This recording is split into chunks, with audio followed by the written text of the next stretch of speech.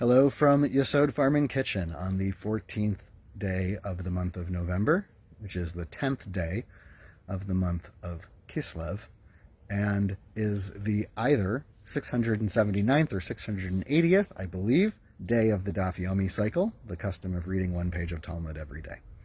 Today in the Daf Yomi cycle, we begin a new section of Talmud, Masechet Ta'anit. And on the very first page of Masechet Ta'anit, the Mishnah asks the question, Me'ematay maz kirin givurot geshamim. From what point, when in the year, do we begin mentioning the strength of the rains? This is asking a liturgical ritual question. The custom is to change the language of our prayers at the beginning of the rainy season and at the beginning of the dry season, between whether we are asking for rain in the rainy season or dew in the dry season.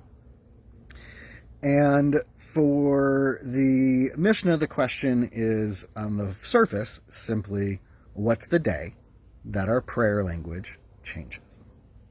And the Mishnah presents two opposing points of view. Rabbi Eliezer says from the beginning of Sukkot, and Rabbi Yehoshua says from the end of Sukkot. The custom for Jews that pray according to these traditions and understood practices is to follow the position of Rabbi Yehoshua, that the linguistic shift in prayer happens at the end of Sukkot. The Mishnah presents the point of view of both Rabbi Yehoshua and Rabbi Eliezer, which is not always the case. Sometimes, often, statements are made without explanation. But in this instance in the Mishnah, we do have an explanation.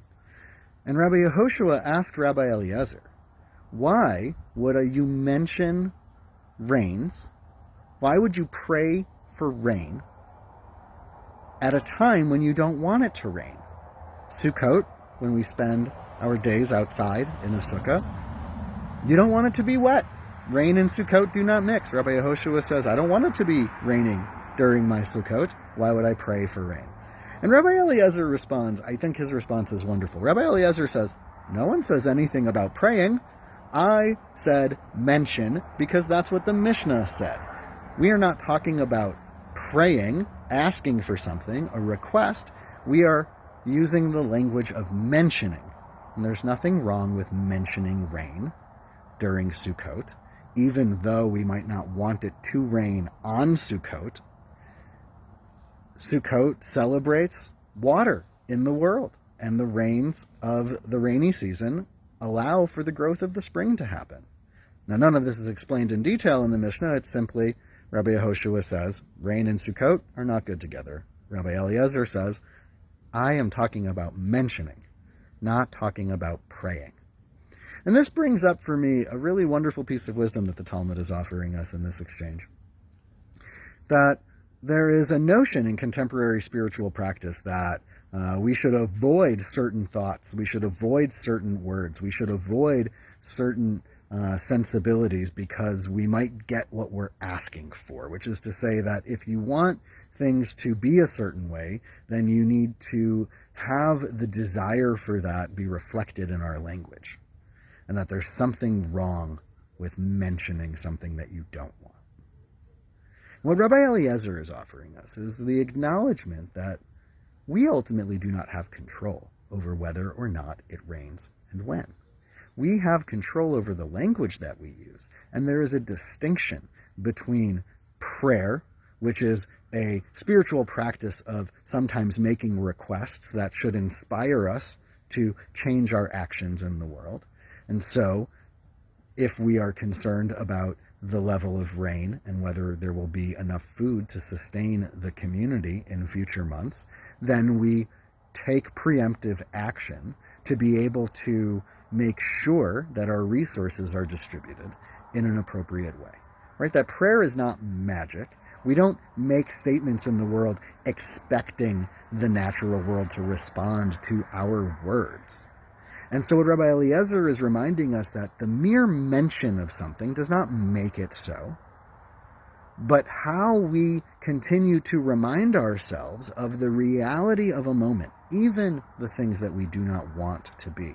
That if we ignore them and create a relationship of avoidance, then we never learn to be in relationship with them and to find the stability necessary to confront challenges as they occur.